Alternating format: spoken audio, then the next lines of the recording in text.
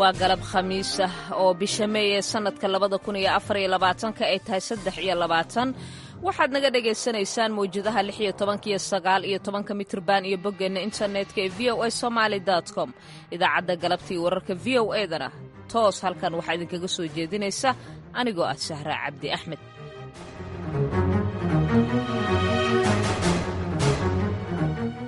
qodobada aad ku maqli doontaan idaacadda galabta iyo wararka VOA-da waxaa ka mid ah warbixin ku saabsan madaxweynaha Puntland Siciid Cabdulaahi Deni oo ku baaqay wada hadal iyo in sharciga la wada dhowro.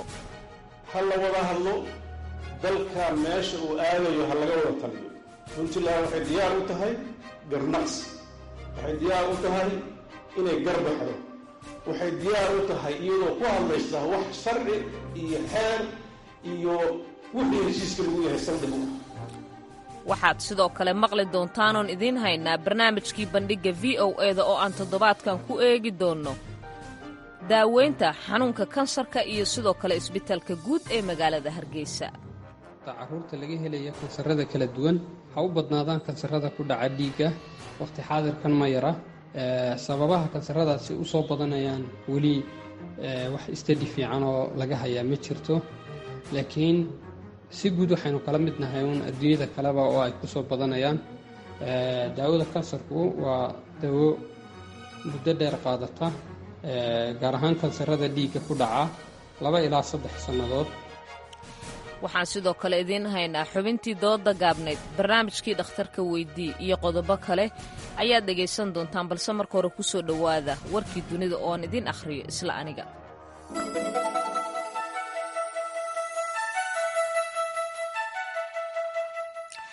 madaxweynaha dalkan Mareykanka Joe Biden ayaa la filayaa in uu Kenya markii ugu horeysay uu ka dhigo xulufo weyn oo aan NATO ka tirsanayn sida laga soo xigtay ilaa wareedyo xog ogaala. Talaabadan Kenya ayaa waxa ay ka dhigi doontaa wadankii ugu horeeyay ka tirsan dalalka Afrika ee saxaraha ka hooseeya ee hela qiimeyn gaar ah oo Mareykanku uu sameeyo noocan oo kale ah. arrintan ayaa la filayaa in lagu dhawaaqo inta lagu guda jiro booqashada 3 maalmood ah ee madaxweynaha Kenya William Ruto uu ku imaanayo ama uu ku joogo dalkan Mareykanka. Biden ayaa Arbacadii shalayta ahayd aqalka cad waxa uu ku qaabilay madaxweynaha Kenya William Ruto. Biden ayaa sheegay inuu doonayo inuu ku booqdo Afrika booqasho rasmi ah bisha Febraayo, inkastoo ay taasi dhici doonto doorashada soo socotay Mareykanka kadib. Ruto ayaa lagu wadaa in uu arrimo badan oo ay ka mid tahay ganacsiga iyo cafinta deymaha quseeya ee dalka Kenya uu kala hadli doono madaxweynaha Mareykanka Joe Biden. qaar ka mid ah dadkii saarnaa duulimaadkii Singapore Airline ee soo wajahday deganaansho la'aanta ayaa waqtigan waxa ay ku jiraan xaalado caafimaad oo qaarkood miyir doorsan ay ku jiraan, waxayna u baahan yihiin qaar ka mid a dadka qalliino looga sameeyo lafdhabarta oo markaasi isbitaal ku yaala Bangkok dadkaasi lagu dabiibayo. 20 qof ayaa ku haray qaybta daryeelka degdega ah ee ICU-da loo yaqaano isbitaalkaasi, halka nin u dhashay dalka Britain oo da'diisa ay ahayd 73 sano jirna uu geeriyooday. Diyaaradan ayaa ka soo ambabaxday dalka Britain waxa ayna ahayd Boeing 777 waxayna ku socotay Singapore. cimilada oo aad u darneed ayaa sabab u noqotay in diyaaradan ay soo wajahdo deganaansho la'aan markaasi markii ay hawada si fiican diyaaraddu ugu socon weyday. dadka qaba dhaawacyada kala gedisan ee diyaaraddaasi saarnaa ayaa gaaraya tiro dhan 100 qof sida warkan lagu sheegay. ugu yaraan 12 qof ayaa dhimatay, 25 kaleetana way dhaawacmeen markii weerar ciidamada Israa'iil 2 cisho ay ku qaadeen daanta galbeed magaalada Janiin sida ay sheegeen saraakiisha caafimaadka ee Falastiiniyiinta. ciidamada Israa'iil ee difaaca ayaa sheegay in weerar dhulka ay ku qaadeen sidoo kaleeto maalintii Talaadada magaalada koonfureed ee Rafax iyo deegaanka kaleeto Jabaliyah ee dhinaca waqooyi ee dalkaasi. maxkamadda dambiyada ICJ ayaa ku dhawaaqday Khamiistii in ay go'aan ka gaari doonto maalinta Jimcaha ah ee toddobaadkan codsi degdeg ah oo ka yimid Koonfur Afrika kaasi oo lagu dalbanayo xabad joojin degdeg ah. Koonfur Afrika ayaa usbuucii hore waxa ay weydiisatay tallaabo degdeg ah oo laga qaado oo jawaab ku ah Israa'iil dagaalka Rafax halkaasi oo ay qaramada midoobay ka digtay sidoo kaleeto masiibo bini'aadanimo inay ka dhici karto. Koonfur Afrika ayaa waxay u jeedisay maxkamadda qaramada midoobay inay si rasmi ah ugu dalabto Israa'iil in ay baneyso ama uga dalabto dhulka Falastiiniyiinta islamarkaasina ugu ogolaadaan hay'adaha gargaarka iyo wariyaashaba inay gaaraan halkaas oo ay ka soo warramaan xaaladda khatarta ee dadku ay ku sugan yihiin. Saraakiisha dalka Ukraine ayaa sheegay in weerarka Ruushka ay Khamiistii ku qaadeen halkaasi ay ku dileen ugu yaraan 4 qof magaalada Kharkiv la yiraahdo ee waqooyi bari ee dalkaasi. Barasaabka gobolka la yiraahdo Olen Sanjef ayaa waxa uu sheegay isagoo Telegramka ku hadlayay in Ruushka aaga gobolkiisa uu ku dhuftay ugu yaraan 15 jeer gantaalo. Galbeedka gobolka Belgorod ee Ruushka mas'uuliyiintu waxa ay sheegayaan Khamiistii khasaare ka dhashay weerarkaasi cirka ee Ukraine inuu jiro. Wasaaradda difaaca ee Ruushka ayaa sheegtay in 35 gantaal oo kuwa Ukraine ay leeyihiin ah iyo 3 diyaaradood oo aan duuliye lahayn ay ku burburiyeen hawada kore ee Belgorod. Warkii dunidana dhageystayaal waa naga intaa.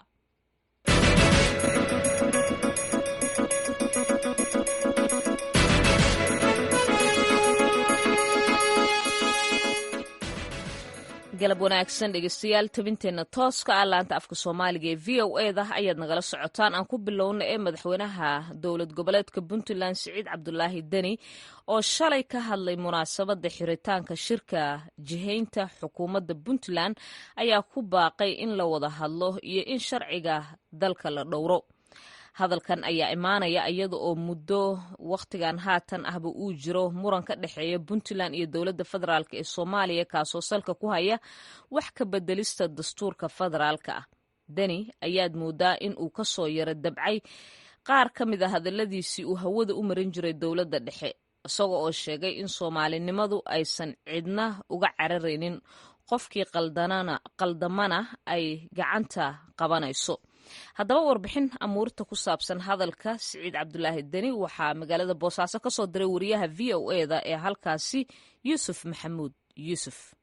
madaxweynaha Puntland Siciid Cabdulaahi Deni oo soo xiriyay shirka jihaynta xukuumadda Puntland oo ka soconaya magaalada Garowe ee caasimadda Puntland ayaa waxaa ka qaybgeliyay golayaasha kala duwan ee Puntland, hay'adaha madaxa bannaan, waxaana lagu soo bandhigayay waxyaabihii looga hadlay shirka jihaynta iyo qodobada ugu muhiimsan ee loogu horumarin karo adeegyada loo qabanayo bulshada. madaxweyne Siciid Cabdulaahi Deni ayaa boogaadiyey shaqadii wanaagsaneed ee la soo qabtay 5tii sano ee la soo dhaafay, waxaana ugu baaqay golaha wasiirada iyo weliba hay'adihiisa in la sii horumariyo.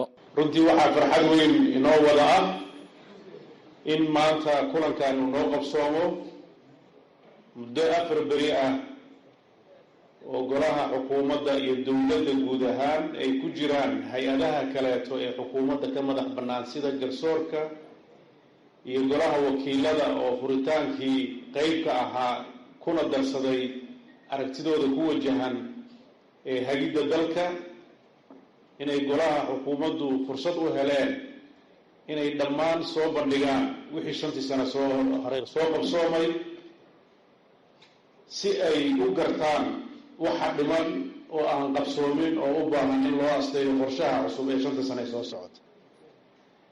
runtii waxaan uga mahadcelinayaa dadka halka fadhiya oo ahaa lafdhabartii hogaaminayay mishiinkii dowladda ee howlaha baaxadda leh soo qabtay, oo ahaa hoggaanka hoose ee shaqaalaha dowladda laga bilaabo madax faracyeedyo, qaybeedyo, waaxo iyo agaasimaasha guud ee wasaaradaha iyo ciidamada qalabka sida ee halka ku sugnaa.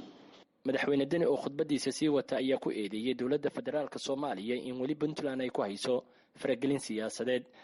waxaan dadka reer Puntlandna uga digaya madaxda federaalkana u sheegaya mar bay isku dayeen in dadkeena gudaha oo la diidanaa ay duur xulaan oo ay xoog u noqdaan iyagoo dana kale leh ay rabaan inay dalkeena burburiyaan oo ay soo aweedeeyaan. ilaahay kama dhigin. garashadii dadkii naga soo horjeeday iyo dowladda siday u maaraysay ayaa looga soo gudbay in dalkan 24 maalmood lagu durduriyo ama 24 bilood. hadda sansaantii u eg baa weli socota oo dhaqan baa iska jiro haddii intii la legdamo mid la legdi waayo kan kale weli waa iska ciishaysan wuxuu leeyahay weli iima aha.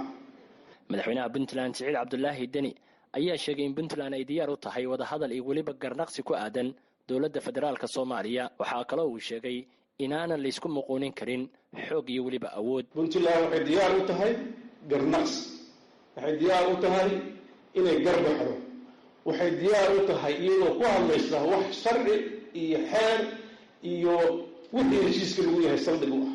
waxaan aada uga xumahay in ay isku khaldamaan siyaasadaha iyo sharciyada dalka.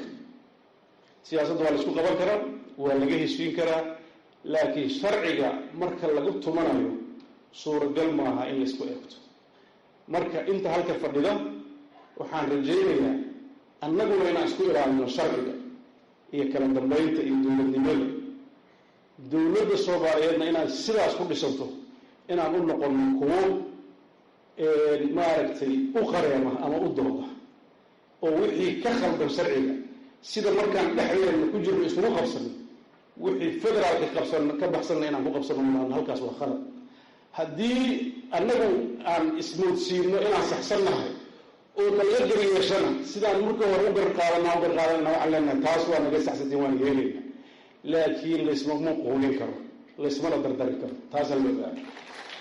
waxaan u taagannahay aniga oo madaxweynihii ah, golihii wasiirada, madaxda ciidamada, shaqaalaha dowladda, waxaan u taagannahay ilaalinta dowladnimada puntland, sharcigeeda iyo qawaaniinteeda.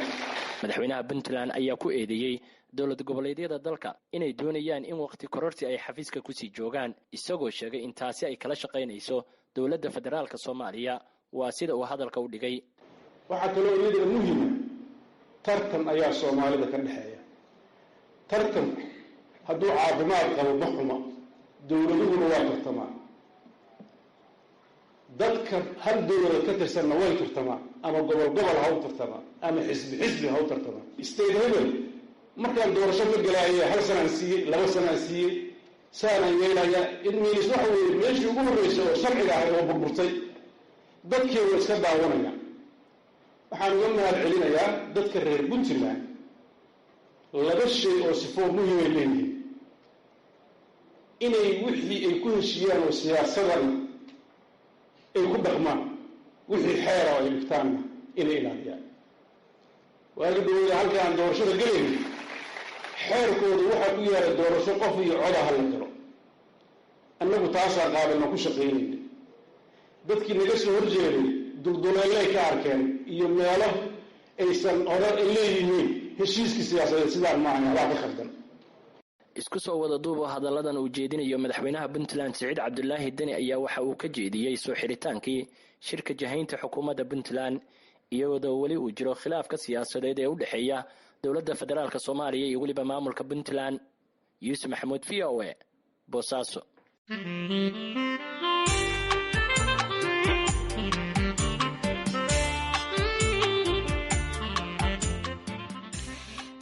taliska hay-adda nabad sugidda iyo sirdoonka qaranka soomaaliya ayaa toddobaadkan isbeddel waxa uu ku sameeyey taliyayaasha iyo qaybo ka mid a hay-adahaasi. waxaa tallaabadaasi la magacaabay taliyayaasha cusub ee nabad sugidda iyo sirdoonka gobolka banaadir iyo weliba garoonka diyaaradaha aadan cabdulle ee magaalada muqdisho iyo sidoo kaleeto hay-adda amniga ee nisa.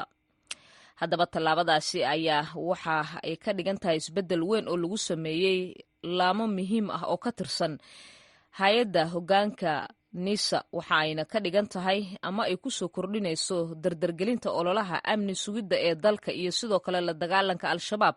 ayaa warbixintan waxaa ka diyaariyey uu ku eegaya wariyaha v o eda cabdulqaadir maxamed samakaab. agaasimaha hay-adda nabad sugidda iyo sirdoonka soomaaliya ee nisa cabdulaahi sambalolshe ayaa talaadadii taliyaha nabad sugidda ee gobolka banaadir u magacaabay cabdifataax shaaweeye, halka taliyaha nisa ee garoonka diyaaradaha ee aadan cadde uu u magacaabay cabdulqaadir xaayow. muxidiin warbac oo soo ahaa taliyihii nabad sugidda ee gobolka banaadir ayaa isagana loo magacaabay kaaliyaha amniga ee hay-adda nisa. tallaabadan ayaa falanqeeyaasha ay ku tilmaameen dadaallo uu taliyaha cusub doonayo inuu ku dardargeliyo howlaha nabad sugidda iyo sirdoonka soomaaliya. waxay ku soo aadaysaa iyadoo dowladda soomaaliya ay isu diyaarinayso wejiga labaad ee ololaheeda ay doonayso inay dalka kaga saarto kooxda al-shabaab oo xooggiisa uu sannadkii 2022 ka soo bilowday bartamaha soomaaliya. haddaba isbeddelka lagu sameeyey taliyaashan saddexda hoggaan ee muhiimka ah maxay kaga dhigan yihiin dadaalada dowladda ay ku xoojinayso sugidda amniga iyo sirdoonka ayaan weydiiyey axmed kaboole oo ka faallooda arrimaha ammaanka iyo siyaasadda ee gobolka bariga afrika oo ku sugan magaalada brussels ee dalka beljamka.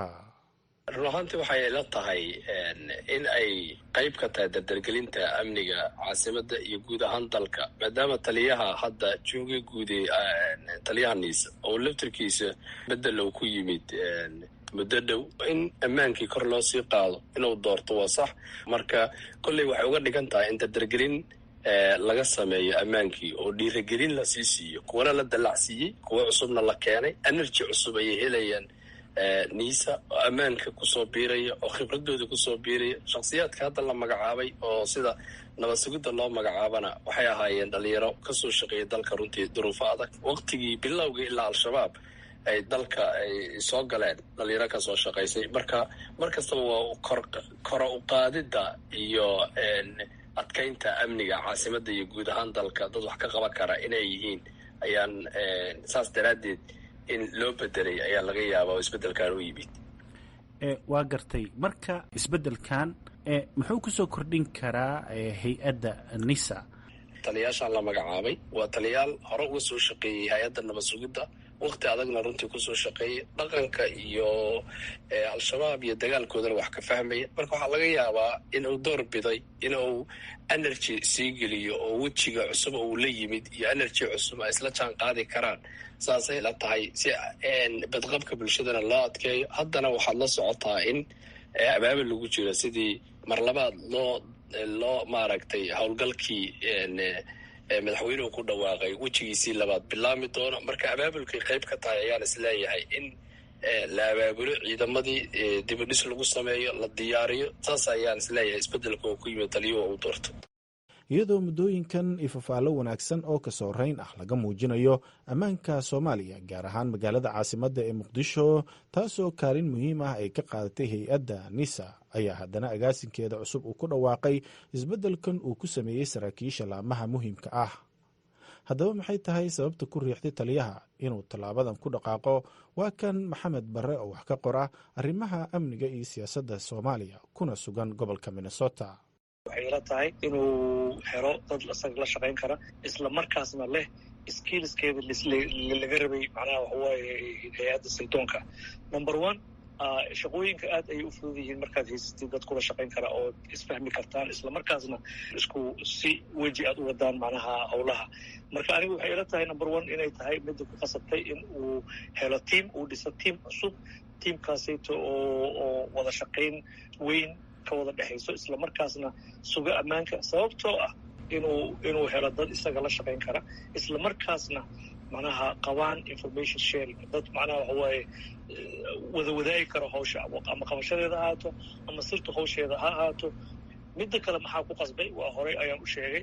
waxaa ku qasbi kara arrin noocan camala waxay tahay in uu helo dad uu ku kalsoon yahay, la shaqayn karo, isla markaasna la gaari kara ama la jaan qaadi kara goolka uu damacsan yahay inuu gaaro.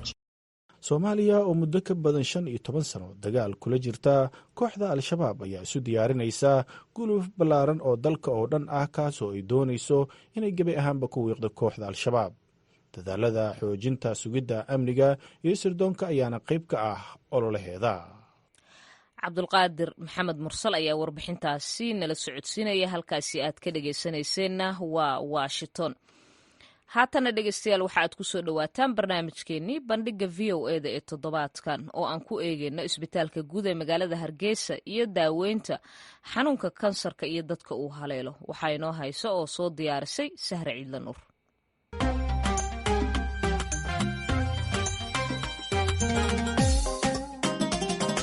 dad badan oo isugu jira dad waaweyn iyo carruur yaryar oo laga helay noocyada kala duwan ee xanuunka kansarka ayaa toddobaad kasta warqadaha caddaynta inaan dalka gudihiisa waxba lagaga qaban karin waxay ka qaataan cusbitaalka guud ee dowladdu maamusho iyo xarumaha caafimaad ee gaarka loo leeyahay ee ku yaala magaalada Hargeysa.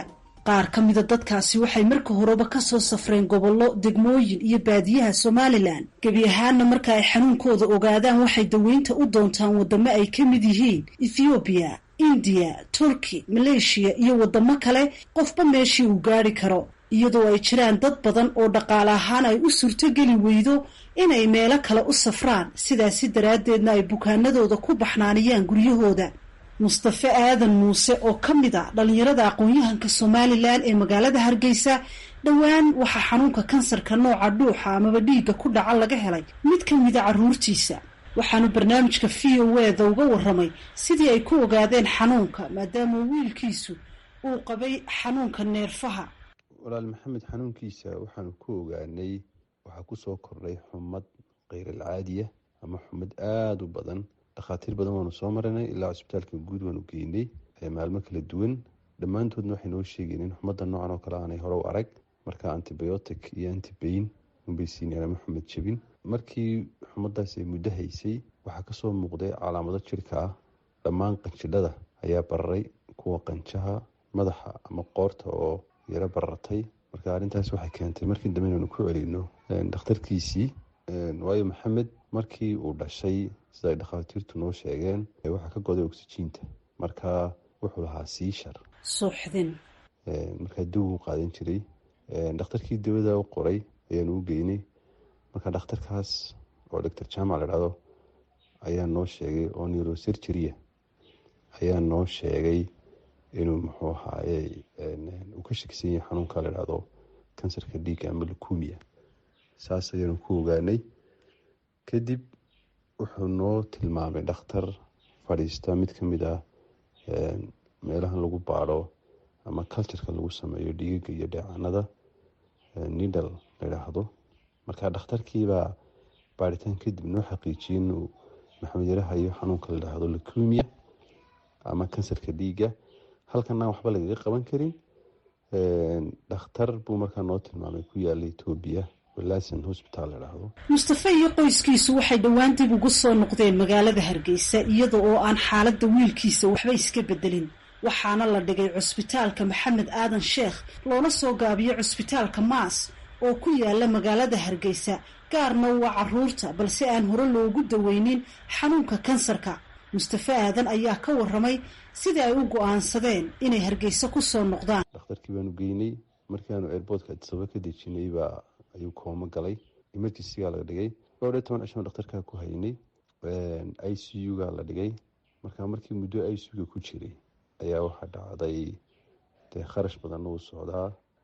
hal qof baa loo geliyay inuu dul fadhiyo. marka halkaa qof lama rabo inuu seexdo, sababtoo maxamed isagu wuxuu leeyahay carruurta kale ee xanuunkan haye meesha joogtay isagu isma kantarooli karo, sababtoo dee xanuunkan kale ee West syndrome la yidhaahdo ee siijarka ku keenay ama dhicidda ku keenay ayaa sabab u ah inuu dhammaan kaan noolaha iyo wax kasta oo dibadda ka yimaada uu iska gooyo. marka waa in la ilaaliyo. marka arrintaas waxay keentay inaanu moogtay hadday noqoto dhinacii ilaalinta kharashkii socday isagoo aan ka soo raynayn. arrintaas waxay keentay marka inaanu go-aan qaadano oo aanu dalka dib ugu soo celino, annagoo la tashanna dhakhtarkiisii daweynayey oo pediatric iyo oncology-ba takhasus u lahaa. marka dhakhtarku uu nala yaabay inaanu go-aan ka qaadano, laakiin waxaanu ku qancinay inuu nagu caawiyo inuu dawooyinkana siiyo, wixii talaa ama medication balana ama protocolka loo maamulayana uuna siiyo. uu naga aqbalay. sidii buu nagu soo siiyey. ambulance baan ka soo qaadnay Addisababa, waxaanu keenay Hargeysa cusbitaalka Maas la yidhaahdo. waxaa dhakhtarka Maas jooga dhakhtar Dr. Cumar la yidhaahdo oo takhasuskiisu yahay carruurta, weliba aqoon fiican u leh carruurta xanuunkana ku dhaco, laakiin aan qalab iyo muxuu ahaye imkaaniyaadkii lagu daweyn aan haysan.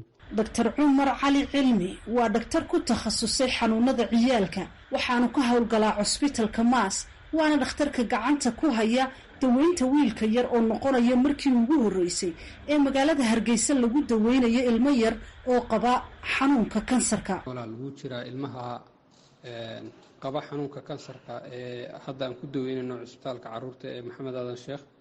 waa ilmihii ugu horreeyay ee laga daweeyay kansar ee aan ku daweynayno cisbitaalka gudihiisa ilaa haatan intii cisbitaalka furnaa, halkaasoo hadda aan ku siinayno dawadii kansarka ama dawadii leukemiyada iyo dawooyin kale oo badan oo lagula tacaalayo xaaladaha ka yimaada dawada kansarka lafteedu ay keeni karto, kuwa infectionka lagula dagaalamayo maadaama difaaciisu hooseeyo oo uu yahay ilmo qaba xanuunka kansarka.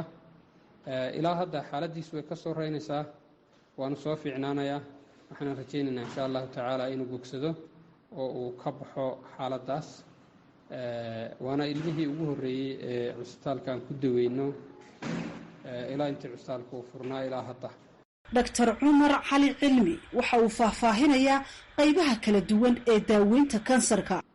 carruurta laga helaya kansarada kala duwan ha u badnaadaan kansarada ku dhaca dhiigga, waqti xaadirkan ma yara. sababaha kansaradaasi u soo badanayaan weli wax istadi fiican oo laga hayaa ma jirto, laakiin si guud waxaynu kala mid nahay uun adduunyada kaleba oo ay ku soo badanayaan. daawada kansarku waa dawo muddo dheer qaadata, gaar ahaan kansarada dhiigga ku dhaca 2 ilaa 3 sannadood. daaweynta kansarku waxay isugu jirtaa iyadoo la isticmaalayo dawooyin shoocaca lagu furo oo la yidhaahdo radiation therapy iyo surgery qalimada oo loo adeegsado kansarada cadadka ah ee soo baxyada oo kale qaarkood in la gooyo. waxaase laf dhabar u ah daaweynta dawada ah ee loo yaqaan chemoterabiga, taasi oo iyadu mar walba joogta ah haddii la gooyo cadka iyo haddii radiation lagu furo, labadaba mar walba loo baahan yahay in laga dambeysiiyo chemoterabigii. dawooyinkaas inta aan ka warhayo waddankeenna hore loogama heli jirin, haddase waa wax la dirsan karo, dawadu bannaanka loo dirsan karo. meelo waddanka ka mid ah oo laga heli karaana way jiraan. tusaale ahaan bukaanka hadda inoo jiifa dawooyinka aan siinayno qaarkood waxau kala yimid magaalada Addis Ababa, qaarkood kalena waddanka ayaan ka helnay. marka haddii aynu dadaalno dawooyinka waa la heli karaa. dawada kansarku waxay socotaa muddo dheer 2 ilaa 3 sannadood ama waqtiyada qaar ka badan bay gaari kartaa. marka qof kasta oo waddanka ka baxay oo kansarka daawadiisa dibadda u tegey waa wax ka hor iman kara waqtiga intaa leeg. Najax Xaashi Cabdulaahi waxay ka mid tahay aasaasayaasha xarunta caafimaad ee Nageeye oo ku taalla magaalada Hargeysa. waana xarunta keliya ee guud ahaan Somaliland lagu daweeyo xanuunka kansarka ee dadka waaweyn. Nageeye waxa weeyaan isbitaalkii ugu horeeyay ee Somaliland lagu daweeyo kansarka. marka horta sidiisaba kansarka waxaa loo daweeyaa siyaabo kala duwan. mar qofku waxaa la siiyaa irbad, mar waxaa la siiyaa kaniin, mar waxaa loo sameeyaa radiation waxa la yiraahdo oo leed baa la mariyaa ama laser, marna qofku waxaa la siiyaa qaliin, marna qofku intaba wada baahan karaa, mar 3 buu baahan karaa, mar xabad buu baahan karaa. kanageeyahan isbitaal ahaan anagu waxaan bixinaa adeegyada sida chemoterabiga, target terabiga, hormonal terabiga iyo immunoterabiga intaba waan bixinaa. radiationka oo isagu mishiin ah wadanadan jaarka loo diraa sida Ethiopia amba India. qaliinada haddii wadankeeni laga heli karo oo dhakhtar noocaas fiixdaas oo kala goyn kara hadduu joogo wadankeena waa loo diraa. haddaanu jooginina Ethiopia ayaa qofka loo diraa, lagu dhahdaa hadduu markuu dawada dhammaysto qaliinkaas oo mar amba marka qaar intaan dawada loo bilaabin baa lagu dhahdaa horta qaliinka soo mar, kadibna wixii hadhaaga dawada ayaa lagu siinayaa. taasi waxay keentaa qofkii maaragtay in intii dee uu ku jiri lahaa amba uu muddo dheer uu joogi lahaa maalan Ethiopia kale in loo soo gaabiyo. hadduu qaliinka soo dhamaystiro lagu dhahdo soo noqo, haddii kalena dawada inta loo bilaabo marka dawada dhamaystiro lagu dhahdo xagga isku qal. sidoo kale najaxaashi waxay tilmaantay caqabadaha ay la kulmaan inta badan.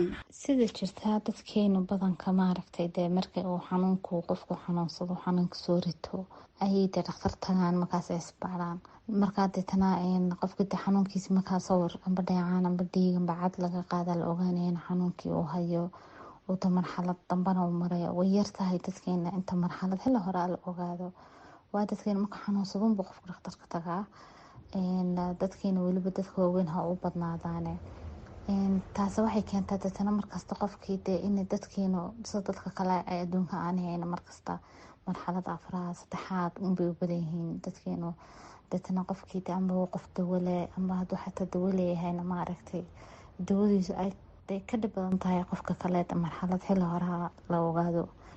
carqaladaha ugu adageed aan kala kulano maaragtay xagga bukaanada taasaa kamid ah oo ah marxalad dambe qofka in lagu keeno marxalad ay naftaba hadday doonto sida sulan tahay baa lagu keenayaa oo lagu odhanayaa wuxuu qabo.